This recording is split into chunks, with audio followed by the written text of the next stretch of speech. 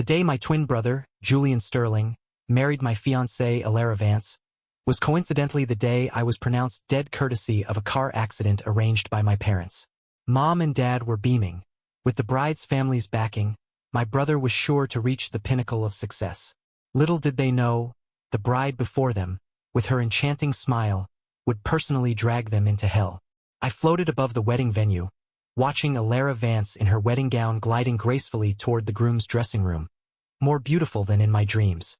Perhaps to look even more perfect in a dress. She seemed thinner. My brother, Julian Sterling, was so startled to see her that he shot up from his seat.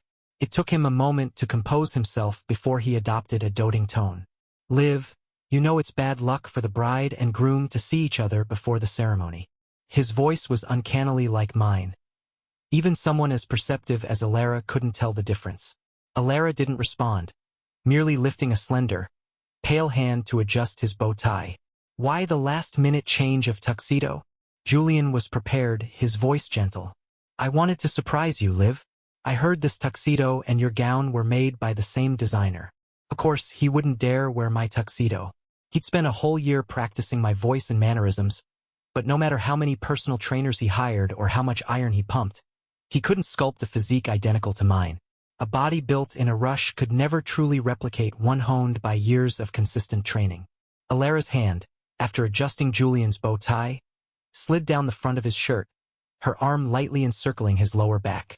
Julian immediately dipped his head, closing his eyes to hide his elation. He'd hired people to secretly film Alara and me to study our interactions. He knew that at moments like this I would lean in to kiss her. Knowing what was coming, I turned my head away. Alara loved physical affection with me. To others, she was the powerful matriarch holding the reins of a corporation, deciding its fate. But with me, she was like a koala bear. She practically wanted to be attached to me at all times. She craved affection like a child with a sweet tooth, never getting enough no matter how sugary. Actually, Julian was the one originally meant to marry into Alara's family, but at the time, Alara hadn't yet returned from overseas and a storm of rumors about her wild escapades had already reached home. Terrified their precious son would be thrown into a lion's den, my parents turned their attention to me. The child the Sterling family had kept hidden. They called it a marriage alliance, but in reality, it was more like sending a tribute to the Vance family. Which family in Ashton didn't depend on the Vances to some extent. But as fate would have it, the future head of the Vance family was a reputed sorceress, stunningly beautiful but with a venomous heart. It was said that no man she toyed with had ever emerged unscathed. Promising young men one after another were reduced to shells of their former selves, many ending up in psychiatric hospitals. Yet despite this, young men were still continuously sent away like offerings to secure their family's prosperity. What no one in the Sterling family expected was that after I was sent to the Vance household, I would not only survive for 2 years unscathed but, to everyone's astonishment, our wedding would be announced. When the wedding invitation from the Vance family arrived, the whole of Ashton was buzzing. The Sterlings were equally frantic. Just when I thought I might finally see a flicker of warmth in my parents' eyes, I was met instead with a death sentence. Even though I was their child just like my brother, simply because I was a bit plumper at birth, they stubbornly believed I had stolen everything that rightfully belonged to him. They blamed my brother's congenital frailty and his subsequent personality flaws entirely on me. My father, a businessman, was particularly superstitious. He consulted a psychic. "One of us brothers," the psychic had said, "would bring ruin to the Sterling family." My parents hadn't intended to keep me, but my grandmother stepped in. "Keep him, if worst comes to worst. I'll take care of him myself, old as I am." And so I was sent to live in a small town out in the country, secretly raised by my grandmother. Grandma named me Adrian. She hoped I would be a man of integrity and kindness. Ultimately, I couldn't completely turn away from the two of them. My brother, Julian, had already leaned in, his face close to Alara's exquisite one. I drifted closer, wanting Alara to notice me, wanting Alara to realize that the Julian standing before her was not me. Though we'd been together for 2 years, I still felt I didn't fully understand her. But I still hoped for the sake of me being her fiancée that she would find my body, my corneas already harvested. "Alara, I'm so cold." Alas, Alara didn't sense me nor did she let Julian kiss her. Instead, she took 2 steps back, tilted her head up, and looked Julian straight in the eye. "Why didn't you answer your phone last night?" Julian froze for a second, then quickly took her hand. "Yesterday I heard Grandma had a fall, so I rushed to the hospital to see her. I must have missed your call." Hearing him mention Grandma, a sharp pain twisted in my chest. It was Grandma who had fought tooth and nail to save me, who had cared for me day in and day out, raising me. Why then would she call and trick me into going to that intersection, allowing a bribed truck driver to run me down? I wanted to ask Grandma why couldn't she bear to abandon me then yet could bear to kill me now. Hearing Julian's explanation, Alara replied, "Grandma's well-being is indeed more important." Hearing this, I couldn't help but frown.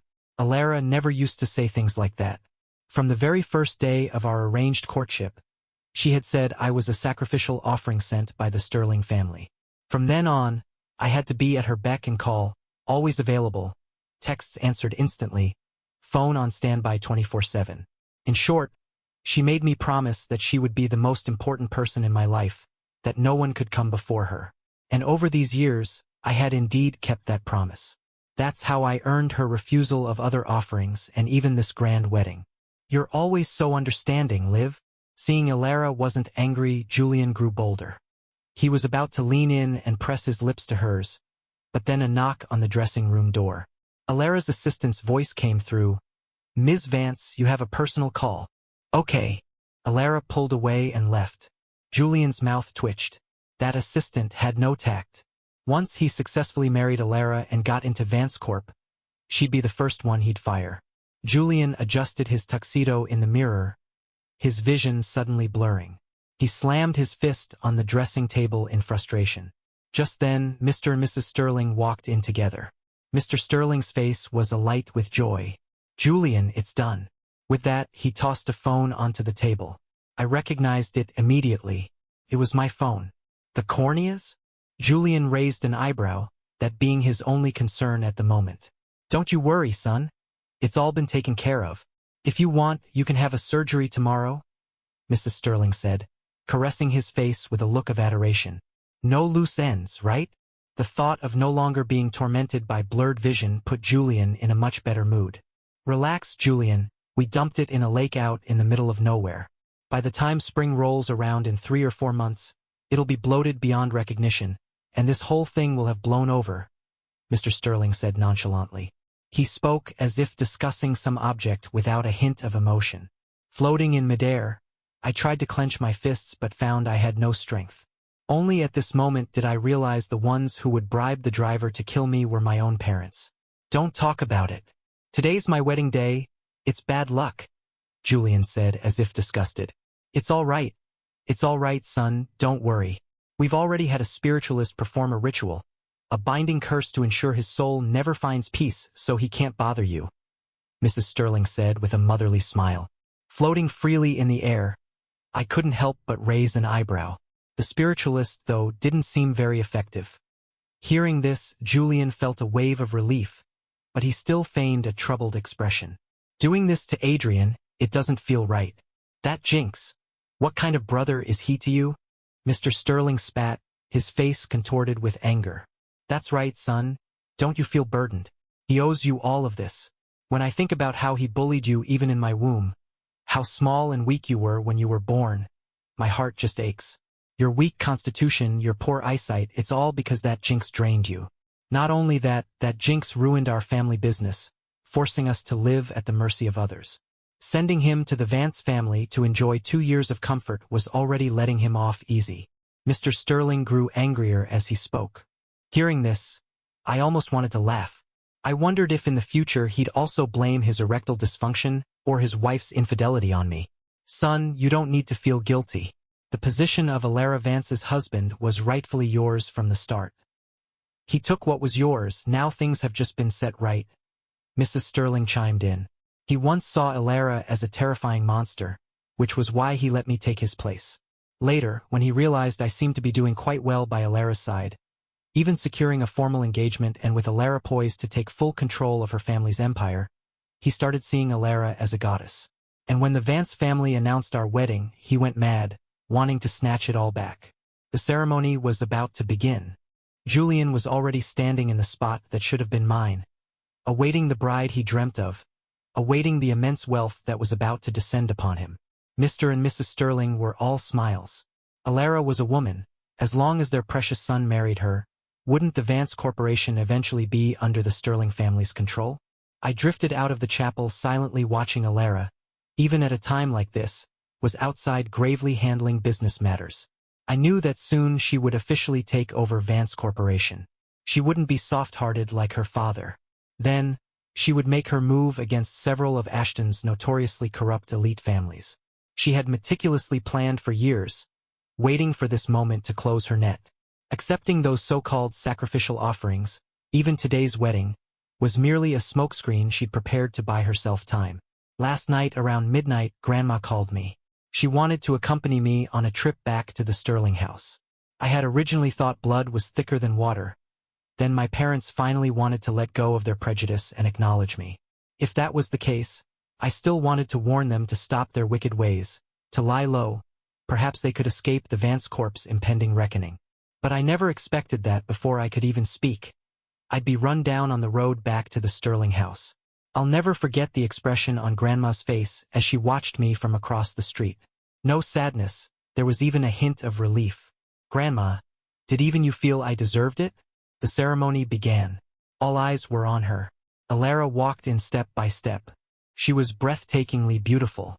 Floating in the shadows, I watched this scene wanting to cry.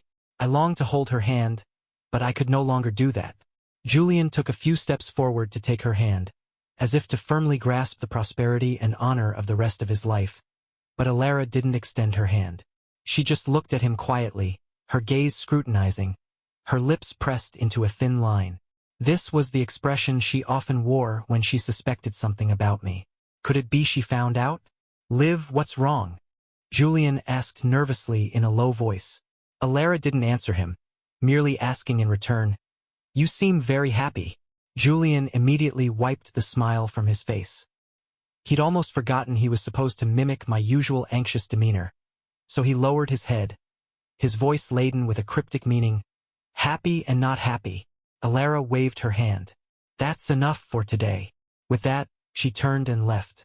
The guests dispersed in a hurry. Everyone had come out of respect for the Vance family. If the future head of the Vance family said to leave, no one dared to linger. Only the Sterling family remained, pacing anxiously. What did this mean? Was it postponed or called off? But with a million questions swirling in their minds, they didn't dare chase after her to ask. Even I, floating in the air, was somewhat puzzled. If it was a smokescreen, then the act should have been played out to the end. Why did she suddenly change her mind just because Julian looked happy? I realized I still didn't understand Alara well enough. Alara left just like that. Mr. and Mrs. Sterling, fearing Julian would be heartbroken, took turns comforting him. Ms. Vance just said that's enough for today. She didn't directly say the engagement is off, you don't need to be sad, right? Maybe Ms. Vance just had something important at the company to deal with. Julian just paced back and forth irritably, meticulously replaying their interaction. He practiced countless times watching the secret videos he'd taken. His performance just now shouldn't have had any flaws. Just then, the phone on the table suddenly buzzed. Julian glanced at it, alarmed. It was no wonder he was spooked. After all, it was a dead man's phone. He picked it up, fighting back a wave of nausea. It was a message from her. "Go home first." Julian tossed the phone away with some disgust but still breathed a sigh of relief. Pulling himself together, he went to the villa Alara and I shared. Helga, the housekeeper, opened the door, delighted. "Mr. Sterling, it's been 2 years, but I've finally been waiting for you." Now I knew from the very beginning they had planned to get rid of me. Helga showed Julian around the villa, telling him every minute detail of my life with Alara. Julian, who had already deliberately mimicked my habits, learned quickly. "But I heard that Jinx also had a dog?" Julian remembered this and quickly asked. "Don't worry, sir. I've already taken care of it," Helga said with a smile. Hearing this, my mind went blank. I frantically drifted around, searching for my buddy, but I searched everywhere inside and outside the villa and found no trace of him. To prevent Julian from being exposed, they wouldn't even spare my buddy, Shadow. True, they dared to kill a person, let alone a dog. But he was a little mutt. One snowy day, I found him nearly dead on the road outside the villa. In that moment, I felt like a child again, locked out on a snowy night, close to freezing to death by the front gate. I stood at the villa door, holding him, and tentatively asked Alara for the second time in my life, "Can I keep him?" The first time I'd asked Alara for something was when I encountered a truck driver who'd been injured in an accident but refused an ambulance because he had no money. I wanted to bring a stranger home, so I had to ask Alara. The funny thing was, when a man left the next day, he called me boss and her boss lady. And this time I brought back a dog. Alara recoiled in disgust, sternly saying no. So sternly that if I pleaded any further it felt like she would throw both me and the puppy out the door. It wasn't until I stood outside with the puppy until nightfall that she snapped at me irritably. "Aren't you going to get your butt in here?" I knew she'd relented. Overjoyed, I took the puppy inside to bathe him, fed him milk, and named him Shadow. Although Alara would always put on a mask of disgust whenever she saw Shadow afterward, she never kicked him out. Later, a guest who knew about feng shui came over. Seeing Shadow lying obediently at Alara's feet, he shook his head. "This dog is all black, but its nose and tail are white. That's very unlucky." Hearing this, I quickly carried Shadow upstairs. As I closed the door, the guest's words still slipped through the crack. "If you must keep it, you need to cut off its nose and tail." I quickly slammed the door shut, clutching Shadow and trembling in my room. I didn't even dare go down for dinner. Thankfully, Alara never mentioned it again. Shadow's nose and tail were spared. That evening, Alara returned. As soon as she entered, Julian rushed up to take her coat and bag. Alara quickly noticed that a little black fur ball wasn't tumbling and scrambling towards her. She frowned and asked, "Where's the dog?" Helga quickly answered with a smile. "Well, yesterday I was busy seeing off guests and forgot to lock Shadow up. He got in the trash can, ate a lot of chicken bones, and perforated his stomach. He's at the pet clinic in 4 right now." Floating in the air, I clenched my fists in anger. Lies. Shadow was a good boy, he never rummaged through the trash. Unfortunately, Alara couldn't hear my rebuttal. She just hummed an acknowledgement and went upstairs. Julian followed her. I wanted to float to the pet clinic to see Shadow, but I found I couldn't move far from this place. Alara went straight to take a shower. Julian was thrilled and quickly went into the bedroom to prepare everything. Having already bathed, he hurriedly tidied his hair in the mirror, his fingertips brushing over the freshly tattooed mole behind his ear, identical to mine. He was determined to succeed. Alara came in like a lotus emerging from water, captivating. Julian's eyes darkened. He went to pull her to sit on the edge of the bed, then carefully began to blow dry her hair. Every movement had been meticulously practiced. Sure enough, it didn't arouse Alara's suspicion. As his breathing grew heavier, I really didn't want to stay here any longer. Julian took out a small foil packet from under the pillow. Just as he was about to tear it open, Alara suddenly spoke, "Get out." Though reluctant, Julian didn't dare disobey Alara. He retreated with annoyance and confusion. Even after returning to the guest room, Julian still couldn't figure it out. Carefully recalling the sequence of events, Julian keenly sensed where the problem lay, muttering to himself, "Could it be that the size or some of that thing wasn't right? That can't be. I bought it according to what Helga said." Did Alara suddenly change her preference? Couldn't help but want to laugh. A year ago, concerned about Alara's experience, I had begged her to let me get a vasectomy. We hadn't used those things in ages. Did Helga only know how to snoop through the bedroom drawers but not count properly? Just then, the phone on the table buzzed again. Julian picked it up and looked. "Tomorrow morning I'll go with you to see Grandma." Julian instinctively wanted to refuse, but remembering her attitude earlier, he truly didn't dare to defy her in the slightest. Right now, not daring to hesitate too much, he replied, "Okay." Floating in midair, I fell into deep thought. Before, she had never cared about my family. She was going to accompany Julian to see Grandma. Julian immediately called the Sterling home. Mr. and Mrs. Sterling were probably going to be busy for a while. The next morning, Alara took Julian to the hospital where Grandma was staying. Alara sat in the back seat, her face expressionless.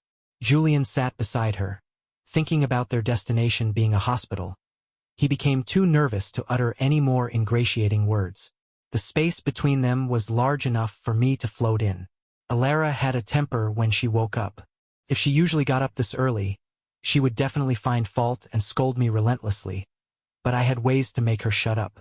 When we were in the car, she would always lean on me and nap for a while longer. Unfortunately, I could no longer let her lean on me now. They soon arrived at the hospital. I don't know why, but as soon as I floated out of the car, I felt a sense of panic and discomfort. Mr. and Mrs. Sterling had already eagerly come out to greet them. I couldn't even be bothered to look at them. I just floated straight past. Soon, we reached Grandma's bed on the second floor. Grandma sat up quickly when she saw Julian, reaching out her withered hand to take his, her eyes full of worry. Seeing this, I felt a pang of sadness. Grandma had raised me, yet she had never looked at me like that. Not when I had a high fever from being frozen as a child, nor when I almost drowned after falling into the river, nor yesterday when I lay in a pool of blood. Grandma, why did you have to want me dead? Perhaps I would have been willing to give your grandson my corneas and my current position. Unfortunately, Grandma couldn't see me. In her eyes, there had only ever been her other grandson. Mr. and Mrs. Sterling politely said that Grandma had just had a fall and it was nothing serious. There was no need to make such a fuss to visit her. Alara said with a touch of indifference that she was an elder after all. Then she carefully inquired about how Grandma had fallen yesterday and how Julian had brought her to the hospital. But I kept looking towards the end of the corridor. I could feel that my body was in this hospital. After all, removing corneas took time and moving a body required the cover of darkness. It wasn't until tiny beads of sweat appeared on Grandma's forehead. Only then did Alara end the conversation and get up, walking toward the end of the corridor. Julian followed behind her, his face pale with fright. Liv, where are you going? Alara turned back, raising her hand to gently touch the red mole behind his ear. Floating in midair, my body tensed. This was Alara's unique way of expressing desire. Tonight she probably wouldn't make Julian leave the bedroom. Julian of course understood this implication. Joy instantly spread across his face, and he stepped forward to take her hand. The group walked to the end of the corridor. I floated over too, but I didn't sense my body. Mr. and Mrs. Sterling were chatting and laughing relaxedly. It seemed they had moved my body elsewhere in the hospital last night. Alara glanced at Mr. and Mrs. Sterling, then lifted her leg to walk down the stairs to the first floor. Mr. and Mrs. Sterling exclaimed in unison, "Let's take the elevator." Alara said she wasn't that delicate, it was just one floor. Taking the stairs was fine. Julian suddenly collapsed to the ground. Liv, I think I have low blood sugar. Seeing him covered in sweat, Alara finally relented and left with Mr. and Mrs. Sterling supporting him. I looked at the dark stairwell between the first and second floors.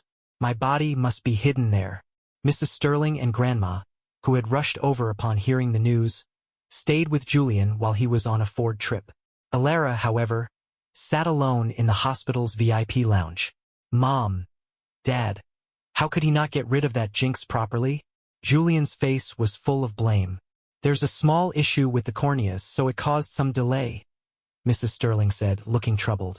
What do you mean his eyes are no good either? Julian sat up abruptly. Before Mrs. Sterling could answer, Grandma anxiously interjected. What did you say? His corneas can't be used? Then all these years of my effort have been for nothing. Back then, I just thought my grandson is frail. Maybe in the future if he has any illnesses we could still use that jinx's body. Keeping him around is more reliable than storing that umbilical cord blood. Floating in the air. Hearing this, I felt my heart plummet into an abyss. So I thought Grandma had fought to keep me, cared for me, raised me because she loved me. Now I knew, in her eyes, I was just a living organ bank for my brother. It's okay. It's okay. Even if that jinx's eyes can't be used, Mom and Dad will still find corneas for you. Besides, we all saw how affectionate Ms. Vance was with you just now. Son, don't worry. Once Ms. Vance is done with this busy period and you two are officially married, the Vance family will be ours. Hearing Mr. and Mrs. Sterling's reassurances, a smile finally appeared on Julian's face. That's Mom, Grandma. You're all so good to me. The three of them exchanged a smile. You're our Sterling family's only treasure. But also, we'd be good too. I didn't stay in the room any longer. There was no place for me here anymore. I floated to the lounge where Alara was. I saw a young doctor spot her through the glass door, push it open and walk in, speaking familiarly. "Ms. Vance, what brings you to the hospital?" "Allergies again." I was a bit surprised. Did she often have allergies? "Dr. Reed."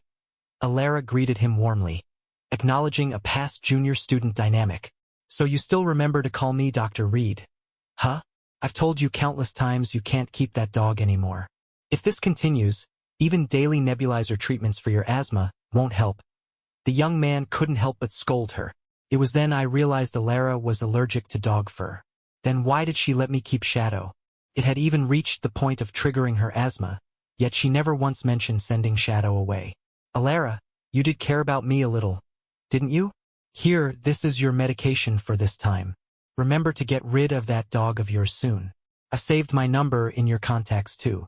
I can never seem to reach you lately. No one's stopping you from hiding away your pretty boy, but you can't just abandon the hospital project, can you?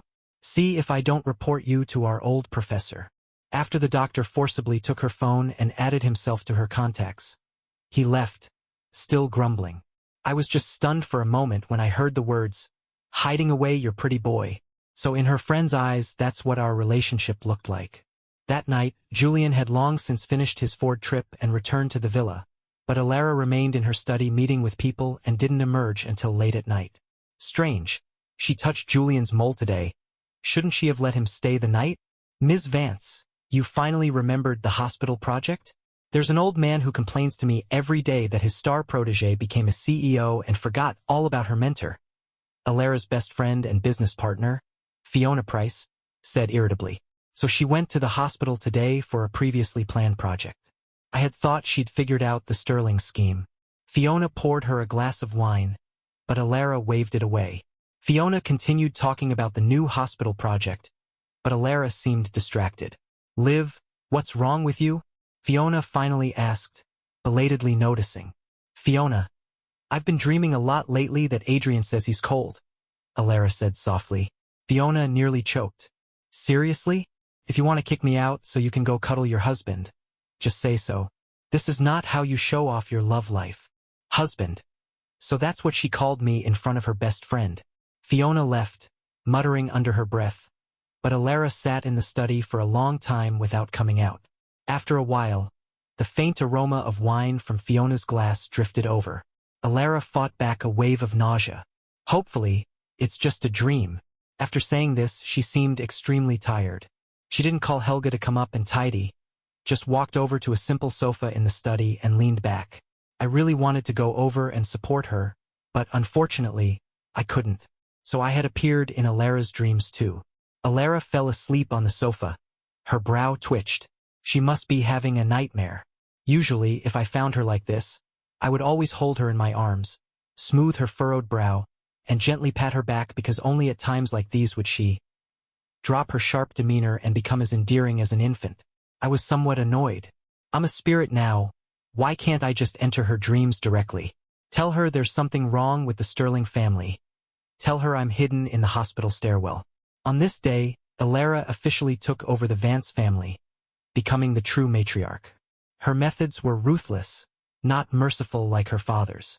The prominent families of Ashton trembled in fear. Soon, the Price, Reed, and Morgan families were teetering on the brink of collapse. Overnight, scandals of tax evasion, stock market manipulation, and even murder for profit were exposed. One after another, they had once conspired using underhanded tactics to bring down the Vance family, bleeding them dry. They had driven the Vance family to ruin, leaving only Alara. Now it was their turn to pay it all back, bit by bit.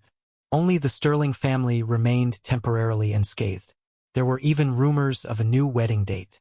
Everyone said it was thanks to the Sterling family having such an attentive and pleasing son. So many young men had failed to capture Alara's heart, but Julian Sterling had kept her infatuated for 2 years, even making her consider marriage. The Sterling family was about to hit the jackpot. Mrs. Sterling, overjoyed, rushed to the villa again. "Son, from now on, no one can touch our Sterling family." Julian, however, still felt somewhat uneasy. "Mom, lately Liv and I haven't." "Son, be patient. If Ms. Vance didn't like you, she wouldn't have announced a new wedding date to the public," Mrs. Sterling said confidently. "What about that jinx? Julian was, after all, still very concerned about this. Still at the hospital. It's been tricky to operate lately because of a new project and too many prying eyes. But don't worry, son. That Jinx was put in the cold storage unit long ago. He's a block of ice by now, Mrs. Sterling said nonchalantly. No wonder I've been feeling colder and colder. It seems what she said is true. But why, after all this time, is my spirit still lingering here? After the wedding announcement, Julian was no longer content to wait for Alara at home. From beginning to end, he had never truly been intimate with Alara. He decided to take the initiative. This day after dinner, Alara suddenly wanted to go out. She didn't call a driver, just walked out the main gate. Alarm bells instantly went off in Julian's head. Could Alara have a new lover? That was unacceptable. The thought that all his dreams of wealth and splendor might vanish in thin air made Julian clench his fists. He mustered his courage and followed her. Alara walked through the nearby neighborhood. I floated beside her, trying to stay as close as possible. The sun hadn't set yet. I shouldn't have been exposed to sunlight like this, but I couldn't afford to care. I felt increasingly cold all over. I guessed I would dissipate soon. I tried to get closer to Alara, wanted to hold her, but Alara suddenly stopped in her tracks. She muttered to herself, "Are you really gone? Does she feel me? Alara, I've been afraid of the cold since I was a child. Can you please not let me stay there?" Julian trailed Alara, seeing a young man from a shop on the street greet her. He frowned deeply. This guy? Average looks, average build. His smile wasn't even particularly bright. How could Alara like this type? Seeing Alara enter the shop, Julian, consumed by jealousy, followed her in. It wasn't until he stepped through the door and saw Alara squatting there petting a listless dog that he finally realized this was a pet clinic. And just then, Alara turned her head and saw him. Oh no, he was going to be exposed. Julian finally snapped to his senses and turned to run. Who knew that the originally listless dog's nose would twitch twice, then would suddenly stand up and lunge outwards, dragging the 4-drip bottle to the ground. "Shadow!" Alara cried out. When she and the staff ran out, the scene before them was horrifying. Shadow, in one swift move, tackled Julian to the ground. After pawing in his coat pocket, he suddenly whimpered, bared his fangs, and bit directly into Julian's neck. Julian immediately collapsed in a pool of blood. Young master, Helga, sensing something was wrong, rushed over, but he seemed to be waiting for her. He bit her hand, and Helga instantly shrieked in pain.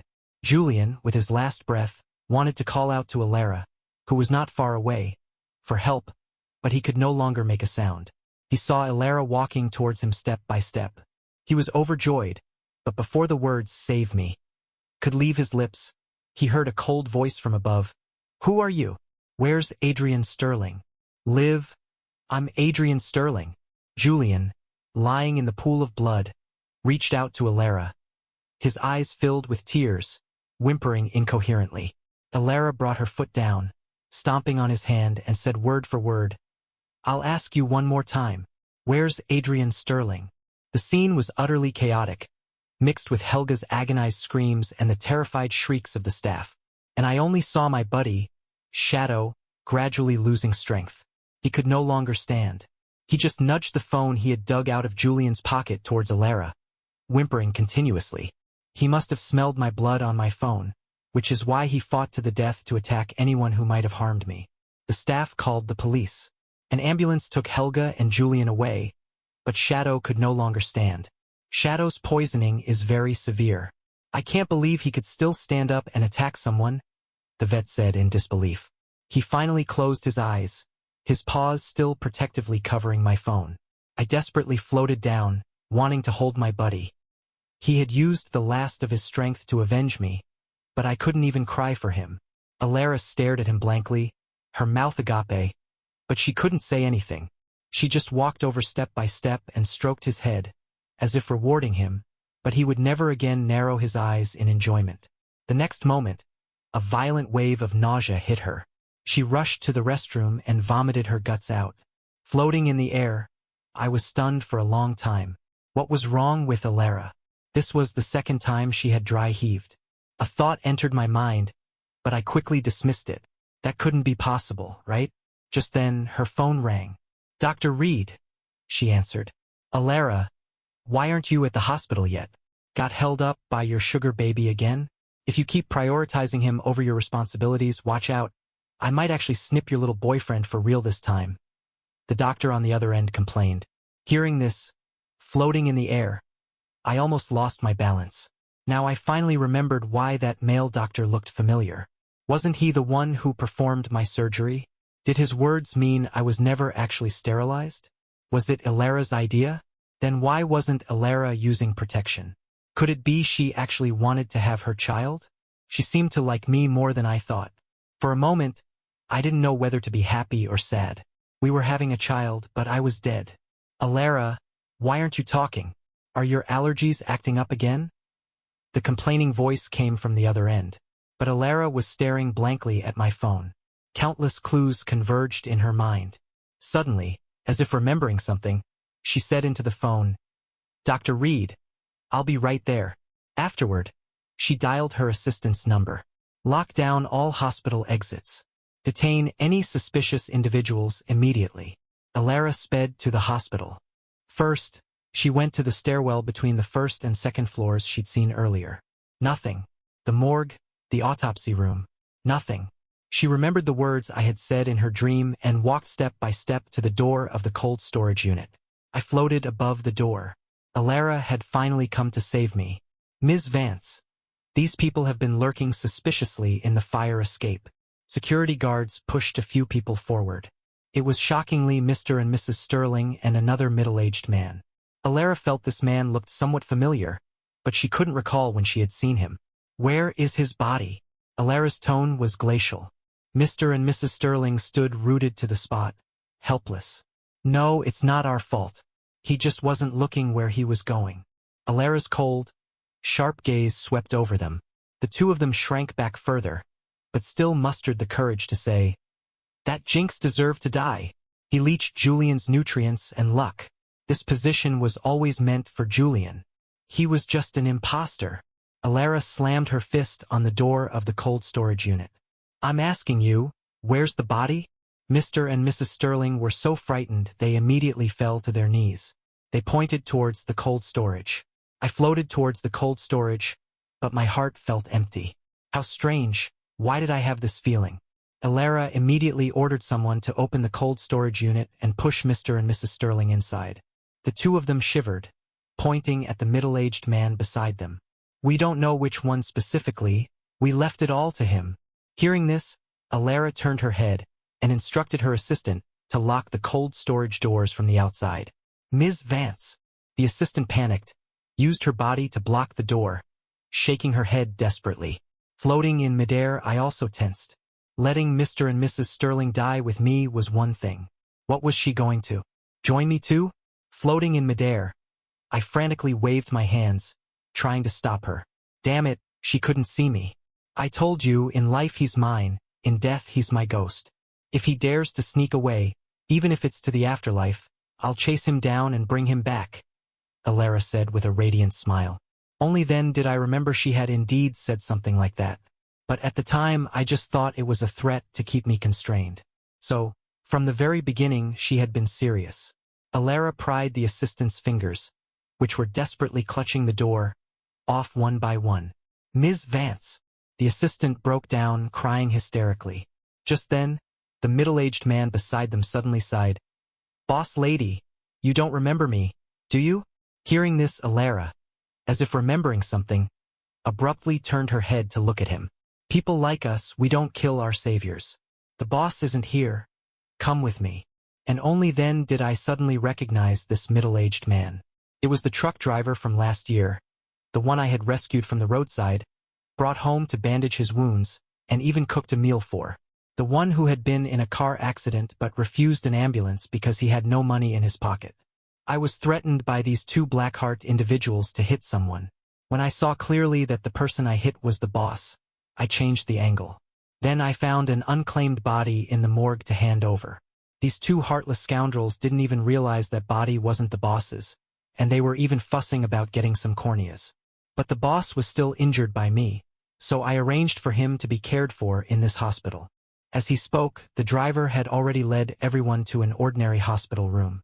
At the door of the hospital room, I suddenly felt my heart beating incredibly fast.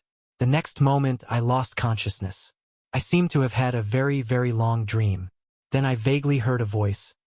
This dog wants to trade 10 years of its life for 10 days of its master's soul being clear. TSK. Tisk. The next instant, I opened my eyes. The first thing I saw was Alara. Her belly was already visibly swollen. I rubbed my eyes, thinking I must be dreaming.